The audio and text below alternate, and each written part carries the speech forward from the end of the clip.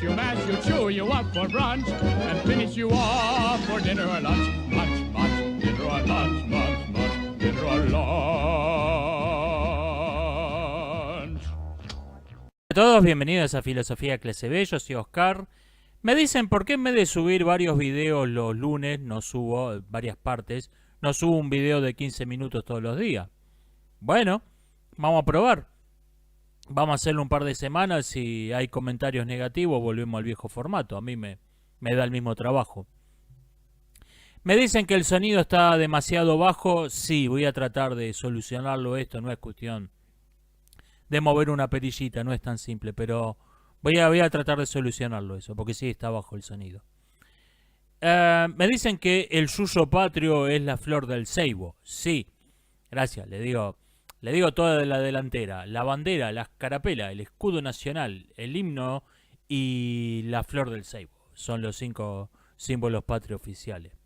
La busqué en Google Imágenes, fea con ganas, se la eligieron bien. Supongo que debe ser por el color, el rojo punzó, que era la bandera de la Santa Federación. Como no lo podían blanquear ese símbolo, lo colaron como la flor del ceibo. Igual en el escudo nacional está el gorro frigio, está incluido en el escudo, pero eso se justifica con que no era un símbolo exclusivo de la Santa Federación. O sea, es más o menos como que Alemania te meta la esvástica en el escudo y te diga, no, es que somos hindúes. Más o menos, es algo así. Me dicen cuál es el problema con el cine argentino. Se lo resumo en una palabra: los subsidios estatales. Es la principal razón por la que el cine de la mayor parte del mundo apesta. Todas las películas que se pueden ver se filman en 3-4 ciudades. En el resto del mundo, alguien dice, vamos, para tener un cine propio, un cine de nuestro país, vamos a pagar subsidios estatales. Y resulta que cuando haces eso, la gente que estaba tratando de filmar películas, por ahí alguno va a agarrar un subsidio, venga. Pero lo que va a ocurrir es que va a aparecer un montón de gente que no está interesada en filmar películas, sino que está interesada en cobrar un subsidio estatal. Y se forma una industria del subsidio al cine que mata por completo cualquier brote, cualquier intento de filmar un verdadero cine que hubiera en ese país. Es algo que ha pasado por todas partes. Y es un error que se sigue repitiendo como si no hubiera ocurrido nunca. Bueno, uno de tantos ejemplos es Argentina. En Argentina hay un instituto llamado el INCA que se lleva una buena tajada del presupuesto nacional y lo reparte en toda clase de cosas, menos en filmar películas que se puedan ver. Podrían filmarse... en Argentina, con lo que gasta el INCA, podría filmarse Titanic todos los años. Esto no es una exageración. Podría filmarse Titanic de James Cameron todos los años. Lo que pasa es que no se dedica al cine. Y en ninguna parte donde haya un cine subsidiado estatalmente o algún fenómeno económico que produzca los mismos efectos, esta es la razón por la que el cine de Hollywood apesta en los últimos años. Porque ahí está el hecho de que está todo el mundo endeudado con BlackRock. Tiene el mismo efecto que un cine de subsidios estatales. Todo el mundo está preocupado por la financiación de BlackRock, no por filmar películas. Es las mismas consecuencias, las causas económicas son un poco distintas. En todas partes donde haya subsidio estatal al cine, no hay una sola película que se pueda ver. Argentina simplemente no es la excepción. Me dicen si voy a ver Prey o Depredador 5, ni en pedo. Hay un malentendido muy frecuente con el concepto de tan malo que es bueno. Tan malo que es bueno no significa que una película es un poco peor que el promedio.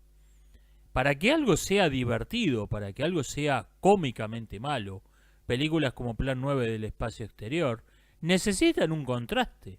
El humor necesita contraste. por ahí la veo esta película, Prey, supongamos que la veo y le diría, sí, es un poco peor que el promedio.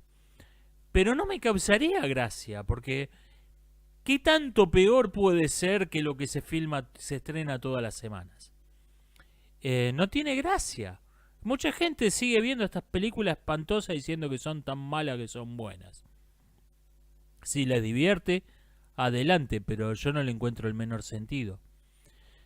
Me ponen varios ejemplos de actores que han mejorado el papel. Heath Ledger, el Joker, que improvisó muchísimo. Jack Sparrow, Johnny Depp y Han Solo o Harrison Ford. Sí, en estos casos también han actuado como guionistas los actores. Y a veces esto puede ser bastante sutil. El guión de Drácula decía... el profesor Van Helsing le convidaba una copa de vino a Drácula y Drácula decía, yo nunca bebo vino. Y Bela Lugosi dijo esa línea, que no parece muy interesante, la despachó como, yo nunca bebo vino. Hizo esa pausa en el medio que la volvió una de las frases más recordadas de la historia del cine. Esos detalles sutiles. En otras ocasiones el actor no toca en lo más mínimo el guión, es simplemente que la actuación lo resalta el guión, lo que era la letra muerta del guión le da vida. El guión no es una novela, el guión es algo que está al servicio de la película. Y esto muchas veces... sin que el autor le meta mano, sin que el actor modifique el guión, él muchas veces lo resalta lo que decía el guión. Turn around. Really think you'll be able to command this rabble? I'll do my best. Well, I did my best. And I had the authority of the law. You're a dead man, Fletcher. Dead man, sir. On the boat, sir. Me preguntan si las guerras napoleónicas cuentan como guerras mundiales, si las guerras del Congo, también llamadas con frecuencia Guerra Mundial Africana, o la rebelión Taiping en el siglo XIX cuentan como guerras mundiales. Tuvieron el tamaño de guerras mundiales. Habría que ver si son el tipo de conflictos, el mismo tipo de conflictos que las grandes guerras europeas del siglo XX. Por ejemplo, a mí no me gusta mucho el término Guerra Mundial Africana, yo siempre uso el término Guerras del Congo, aunque fue una señora guerra donde, según la estimación más modesta, murieron 4 millones de personas, pero no hubo grandes potencias en conflicto, hubo docenas, quizá más de 100 pequeños grupos armados en conflicto, no hubo estos conflictos entre grandes potencias que son algo que me parece definitorio de la guerra mundial. La guerra mundial también es generalmente entre grupos de aliados. En las guerras napoleónicas, en la rebelión Taiping, hay un montón de gente que se enfrenta a un imperio. En las guerras de Europa Oriental de alrededor de 1920, se podría argumentar que este es el mismo caso, pero no del todo. Creo que está mucho más cerca de ser una guerra mundial que cualquiera de las otras. Pero sí, no, por magnitud del conflicto, sí, estuvieron a la par. Sobre todo la rebelión Taiping, que fue la segunda guerra más sangrienta de la que hay registros históricos, solo superada por la Segunda Guerra Mundial. Me dicen que el mercado es un fantasma que recorre el mundo. Ajá, me suena esto, lo escuché en alguna parte. Escuché algo parecido. Un liberal es un marxista con sentido común. Tienen básicamente la misma visión del mundo, la misma visión de la realidad. Un conflicto de todos contra todos, un mundo determinado por la economía, es básicamente la misma visión del mundo. Con la diferencia de que el liberal no tiene este delirio de la clase, de la lucha de clases. El liberal ve el mundo como lo que es, como ser una humanidad integrada por individuos. Es la única diferencia de fondo. Por lo demás, tienen básicamente la misma visión de la realidad. Me puedo extender un poco, quise decir, con respecto a que hay descendientes de esclavos pagándoles indemnización a descendientes de esclavistas. En Estados Unidos se sancionó una ley de reparación histórica, indemnización histórica, alguna mierda de izquierda por el estilo, donde todos los negros cobran, por el hecho de ser negros, cobran una pensión pagada por el Estado, es decir, por los impuestos de la gente. Ahora bien, eso se basa en el supuesto de que todos los negros fueron esclavos y todos los blancos fueron esclavistas. Pero resulta que muchos negros norteamericanos de hoy son descendientes de tratantes de esclavos y muchos blancos son descendientes de esclavos. Los esclavos irlandeses no fueron mucho menos que los esclavos africanos en Estados Unidos. O sea, hay muchos blancos que son descendientes de esclavos y la mayor parte de los tratantes de esclavos eran negros, porque los blancos no lo consideraban un negocio digno, le compraban los esclavos a los negros, pero ellos no se dedicaban. O sea, hay descendientes de esclavos pagándole una indemnización a descendientes de tratantes de esclavos con esa ley. Me dicen que a un youtuber le ofrecieron una publicidad por el mes del orgullo LGBT, A, B, C, D, E, F, G, H, I. Y vos sos gay, ¿no? Y mostró el email en el canal. Me preguntan qué hubiera hecho yo. Disculpe, pero tenemos un gran cheque aquí para el señor Abraham Simpson. Exactamente. Yo hice la escultura. ¿Qué vas a hacer? Si un idiota te quiere regalar dinero, ¿qué vas a hacer? ¿Le vas a decir que no? Me dicen, ¿cuál es la primera mención al mito del buen salvaje y por qué sigue existiendo actualmente?